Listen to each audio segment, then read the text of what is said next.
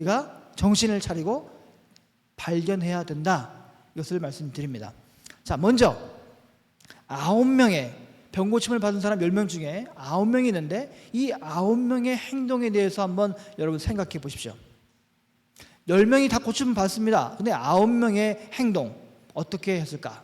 자, 이들은 제사장에게 갔을 것입니다. 왜요? 제사장에게 가서 나병이 고침을 받았다는 것을 증명해야, 발견돼야 가족으로 돌아가든지 자유인으로 살 수 있기 때문에 그렇습니다. 그렇죠? 제사장에게 가서 보이지 않으면 집으로 갈 수 없습니다. 지나다니면서 너 신분증 보자, 또는 여행증 보자, 이것을 발급받을 수 없기 때문에 사람들한테 위협을 당할 수 있습니다. 그러니까 반드시 제사장에게 가야 되는 것입니다. 그 심정이 이해가죠? 하지만 생각할 게 하나 있습니다. 아니, 누가복음은 지금 이 성경을 읽고 있는 우리들에게 생각할 것이 있다라고 말씀하고 있습니다. 도대체 누가 이 나병을 하나님의 벌이라고, 천형이라고 단정 지었느냐, 이것을 묻고 계신 겁니다. 구약 레위기를 보면 나병을 전염병으로 보고 완치될 때까지 격리하라는 말이 있습니다. 그러나 이것이 특별히 하나님의 벌을 받아서 또는 저주를 받아서 걸린 병이란 말이 없습니다. 그렇다면 도대체 누가 나병을 하늘이 준 벌이라고, 병이라고 했습니까? 누가 그렇게 규정지었습니까? 그것은 바로 유대교라는 제도 종교였습니다. 그리고 제사장은 그 유대교의 꼭대기에 자리 잡고 있던 계층이었습니다. 따라서 제사장에게 가서 완치 판정을 받는다는 그 말은 병준 사람에게 가서 다시 약을 달라고 하는 것과 똑같은 말이다, 이 말씀을 드리는 겁니다. 나병 환자를 사람 취급하지 않는 그 유대교의 잘못된 모습은 그대로 둔 채 그냥 다시 유대교의 잘못된 모습으로 그 무기난 채 살아가야 된다, 이렇게 그들은 판단했던 것입니다. 이게 9명의 생각이다, 이것입니다. 복음서를 읽어보십시오. 눈이 먼 사람, 다리가 불편한 사람, 혈류병 있는 사람, 모든 사람에게 볼 때 예수님의 제자들이 뭐라고 예수님께 묻습니까? 저들의 부모 때문에 저렇게 눈이 먼 겁니까? 저들의 부모가 무슨 잘못했길래 다리가 이렇게 접니까? 저는 무슨 죄를 저질렀길래 그렇게 아픕니까? 항상 그들의 병과 죄를 하나로 묶었습니다. 그럴 때 예수님은 뭐라고 했습니까? 아, 그래, 너희들이 맞다. 죄를 많이 저질러서 다리가 불편하고 앞을 못 보고 그렇게 귀신 들리고 그렇게 했다라고 말씀하십니까? 아니죠. 단 한 번도 그렇게 말씀하신 적이 없습니다. 예수님은 항상 우리 인간의 질병과 죄를 함께 묶는 그런 것에 대해서 반대하셨습니다. 항상 반대하셨습니다. 나병도 마찬가지죠. 나병에 걸린 것이 하늘의 벌입니까? 아니다. 아니다. 예수님께서는 그들의 벌을 하늘의 준 벌이라고 판단하시지 않으시고, 그래서 이 말씀을 들은 예수님의 제자들이 누가복음 같은 것을 기록하면서 그렇게 말씀을 기록으로 남긴 것입니다. 자, 반면에 9명의 이 사람과 반면에 예수님께 돌아와서 그 발에 엎드려서 하나님을 찬양했던 사마리아 사람, 자, 그 사람은 왜 그런 행동을 했을까? 그리고 그런 행동에 대해서 예수님은 뭐라고 말씀하실까? 우리가 생각해 봐야 됩니다. 그가 보여준 행동은 유대인과 사마리아의 차이를 넘어서는 보다 근본적인 뜻을 담고 있는 그런 행동이었습니다. 그는 사마리아 사람입니다. 사마리아는 예루살렘 성전 체제에 반대하는 그런 사람들이고, 자기들이 특별히 만든 그르심산에서 따로 제사를 드렸던 사람들입니다. 자, 사마리아 공동체는 여러 가지 면에서 유대 공동체와 달랐지만 공통점도 많았습니다. 그들에게도 따로 사마리아 사람에게도 제사장이 있었고, 나병을 처리하지 않은 절차는 유대인과 똑같습니다. 사마리아 사람들은 자기네 제장에게 가서 완치 판정을 받으면 되는 겁니다. 그런데 그는 그렇게 하지 않고 예수님께로 돌아왔던 것입니다. 그거에 대해서 지금 성경은 말하고 있는 것입니다. 자, 그들은 제도 종교 울타리 안에 있었던 사람들입니다. 과거나 지금이나 마찬가지죠. 이 제도 종교라는 것은 절대적인 신의 말씀과 의지를 따르고 구원하기 위해서 제도와 장치를 만들어냅니다. 우리가 기독교라는 이 제도 종교가 있잖아요. 이 종교 속에 여러 가지 제도와 장치들이 있습니다. 여기는 불가피한 측면이 있죠. 그러나 중요한 것은, 우리가 잊지 말아야 될 것은, 이 제도라는 것은 항상 임시적이다 하는 것입니다.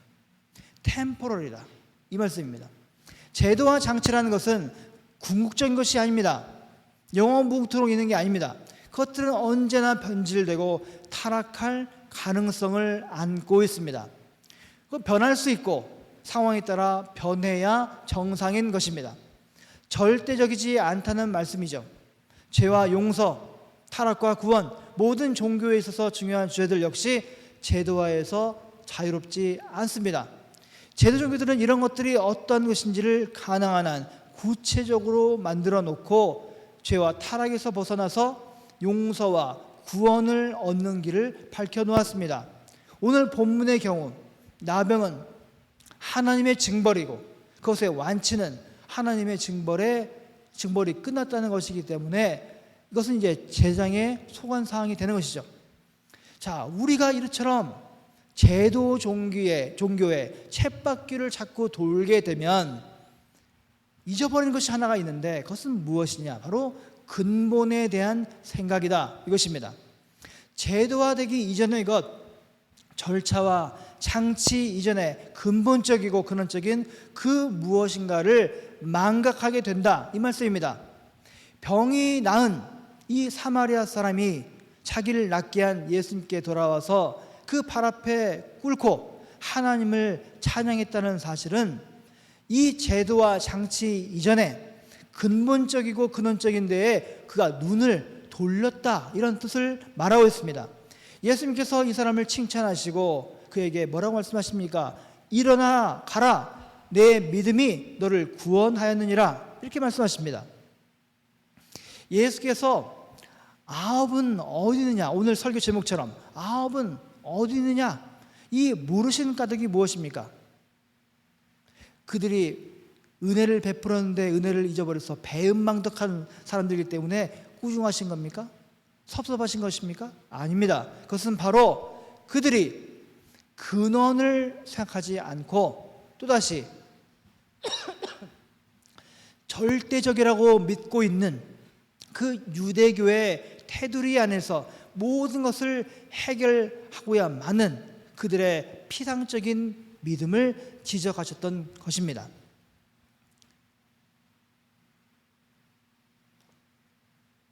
여러분, 한번 잘 생각해 보십시오. 태어나서 나병에 걸린 것을 알게 됐습니다. 나병 환자 보셨어요? 손가락이 없어요. 손발톱이 없어요. 코도 없어요. 흉측합니다. 영화에서 볼 정도로 흉측한 모습이에요. 그런 나병에서 치유받아서 우리처럼 보통 사람처럼 정상이 되었어요. 치유받았습니다. 치유받은 사람이 해야 될 일이 뭡니까? 구원받았다고 하잖아요. 우리가 예수를 통해서 구원받았다고 하잖아요. 우리 구원받은 사람이 해야 될 일이 뭐라고 생각하십니까? 유대교가 가르쳐주는 대로 제사장에게 가서 확인받는 것입니까?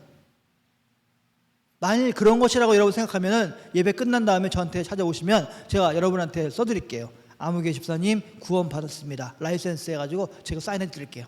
그거 가지고 청구하세요. 그럼 됩니다. 그겁니까? 구원받은 사람이 할 일이 뭡니까? 나병의 이 상태에서 치유받은 사람이 할 일이 뭡니까? 그것은 바로 나를 치유해 주신, 나를 구원해 주신 하나님을 찬양하는 것입니다. 아닙니까? 나를 구원해 주신 하나님을 찬양하는 것이 가장 먼저 해야 될 일입니다. 처음에는 10사람 모두가 위험을 무릅쓰고 그 제사장에게 가서 자기 몸을 보이려 했죠. 예수님의 능력에 대한 신뢰가 있었기 때문에 가능했습니다. 그러나 본래와 근본을 생각하는 그런 지점에서 그들의 의견이 갈라졌습니다. 제도의 장치를 뛰어넘어서 근본으로 돌아가려는 사람이 있었던 반면에 제도 안으로 다시 그냥 돌아가려고 하는, 복귀하려고 하는 그런 사람이 있었던 것입니다. 그것이 오늘 본문이 우리에게 주고 있는 메시지요, 경고요, 요청인 것입니다. 이에 대표적인 예수님의 말씀이 하나 있죠. 여러분 이 말씀 많이 들었을 것입니다. 안식일이 우선입니까? 사람이 우선입니까? 이런 기로에서 예수님께서 뭐라고 말씀하셨습니까? 안식일이 사람을 위해서 있는 것이지 사람이 안식일을 위해서 있는 것이 아니다. 여러분 기억하십시오. 우리의 모든 신앙생활, 교회생활, 여러 가지 믿음의 생활들은 바로 여기에 적용돼서 하는 것입니다. 법과 제도는 사람을 위해서 있는 것이지 사람이 법과 제도를 위해서 있는 게 아닙니다. 가장 중요한 것은 천하보다 귀한 우리 생명에 있는 것입니다. 우리는 여러분 교회를 다니는 사람이 아닙니다.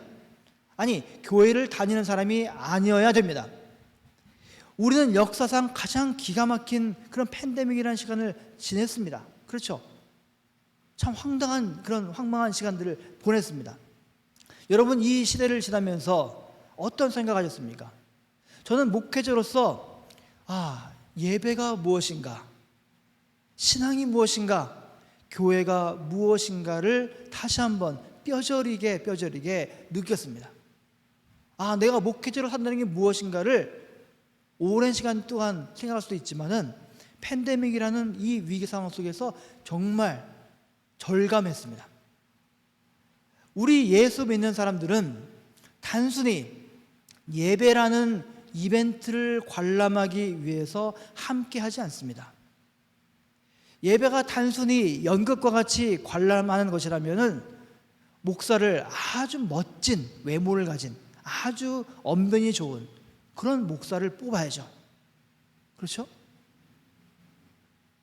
훨씬 키가 크고 잘생기고 풍채가 좋고 많이 배우고 사랑이 넘치고 그런 목사를 세워서 멋진 연극을 여러분이 관람하시면 되지 않겠습니까? 예배는 이벤트가 아닙니다. 관람하는 게 아닙니다. 예배는 단순히 관람하는 것이라고 한다면은 목사인 저는 주연 배우요, 혼자 퍼포먼스를 하는 사람일 것입니다. 그래서 온전한 예배가 되려면 주연 배우인 목사가 철저히 일주일 동안 준비하면 끝인 겁니다. 그렇지 않습니까? 제가 월요일부터 토요일까지 주일 새벽까지 열심히 준비해서 완벽한 예배를 하면은 여러분들이 멋진 공연 한번 보는 거 아닙니까? 그게 아니잖아요. 예배는 구경하는 게 아닙니다. 예배는 연극이 아니요, 미술 감상도 아니요, 음악 감상도 아닙니다. 우리는 이 예배를 기존의 그런 얄팍한 피상적인 것으로 생각하는, 아니라고 알면서도 피상적으로 자꾸 접했습니다. 그러나 예배 초반에 말씀드렸죠. 예배는 복의 통로입니다. 이 복의 통로에 여러분 초대된 분들입니다. 그리고 오늘도 우리는 엄숙하게 하나님 앞에 서게 되는 것입니다. 두렵고 떨리는 마음으로 주님 앞에 서는 것입니다.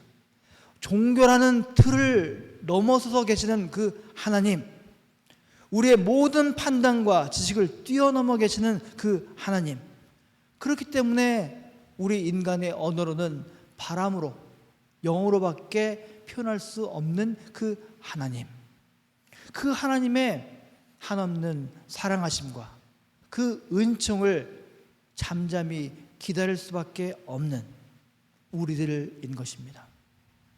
여러분, 교회에 오실 때에 완벽한 예배가 됐냐 안 됐냐 판단하지 마시고, 여러분 스스로도 예배에 함께 참여하셔서 하나님을 만나시는 그런 복된 그런 여러분 모두가 되시기를 간절히 바랍니다. 기도하겠습니다. 주님,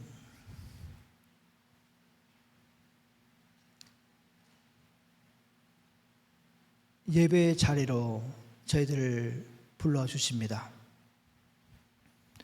복의 통로라고 말씀하시고 영원하신 하나님께서 유한한 우리와 만나는 자리라고 말씀하십니다.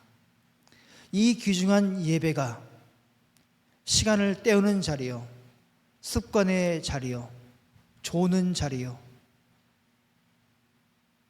기운 빠지는 자리요, 심심한 자리요, 못마땅한 자리가 되는 그런 하나님께서 기뻐하지 않는 자리가 되지 않기를 바랍니다. 하나님, 우리 한 사람 한 사람이 이 예배의 자리에서 하나님을 만나게 하시고 축복의 통로에서 놀라우신 우리가 예상치 않았던 그 놀라운 은혜를 받고 또한 우리의 마음의 아픔과 고통의 자리가 다 치유되는 그런 회복의 자리가 되기를 간절히 소망합니다. 주님, 함께해 주시옵소서. 예수님 이름으로 기도드립니다. 아멘. 찬송 453장 부르시면서 봉헌하시겠습니다.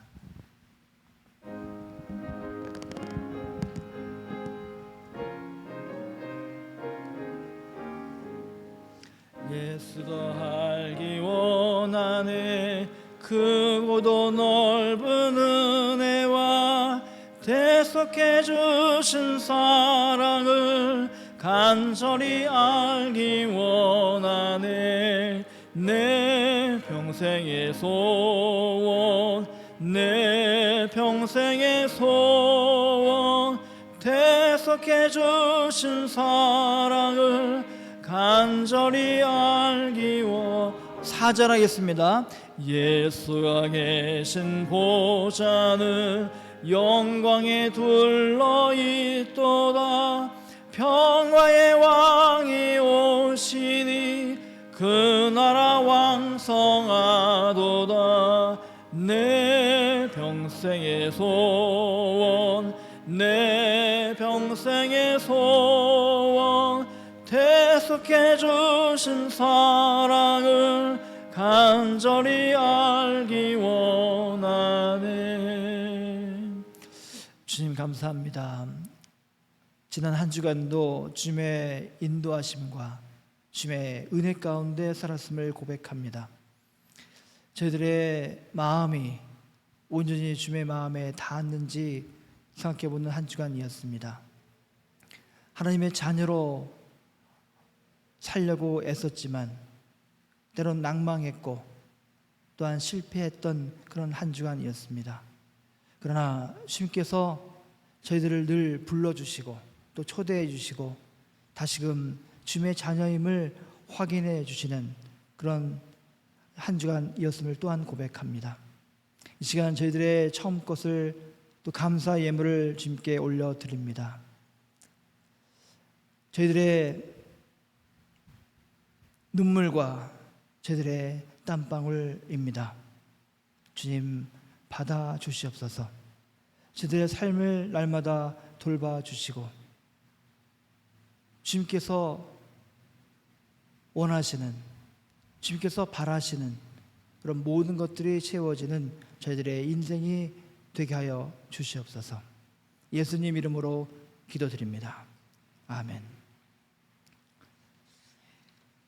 교회 소식입니다. 다음 주에 7월 14일이죠. 다음 주에 1사분기, 2사분기 합산해서 결산하는 시간을 갖습니다. 저희들은 다음 주에 제 기회가 있으니 꼭 참석하시기 바랍니다. 나머지 사항은 주보를 보시면 되겠습니다. 다 일어나셔서 함께 찬양하겠습니다.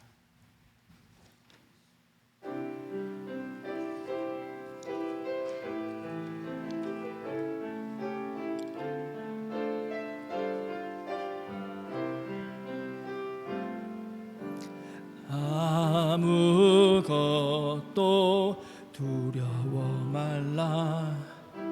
주 나의 하나님이 지켜주시네. 놀라지 마라, 겁내지 마라. 주님 나를 지켜주시네. 아무것도 두려워 말라. 아무것도 두려워 말라. 주 나의 하나님이 지켜주시네. 놀라지 마라, 겁내지 마라. 주님 나를 지켜주시네. 내 맘이 힘에 겨워 지칠지라도 주님 나를 지켜주시네. 세상의 험한 풍파 몰아칠 때도 주님 나를 지켜주시네. 주님은 나의 산성, 주님은 나의 요새, 주님은 나의 소망, 나의 힘이 되신 여호와. 주님은 나의 산성, 주님은 나의 산성, 주님은 나의 요새, 주님은 나의 소망, 나의 힘이 되신 여호와. 그렇습니다. 이제는 성자 예수 그리스도의 크신 은혜와 성부 하나님의 극진하신 사랑하심과 성령 하나님의 역사교통 내주하심이 주의 사랑하는 믿음 식구들 가운데, 그리고 이들의 가정과 기업과 일터와 미래 가운데 지금부터 영원토록 함께 하시기를 간절히 축원하옵나이다. 아멘.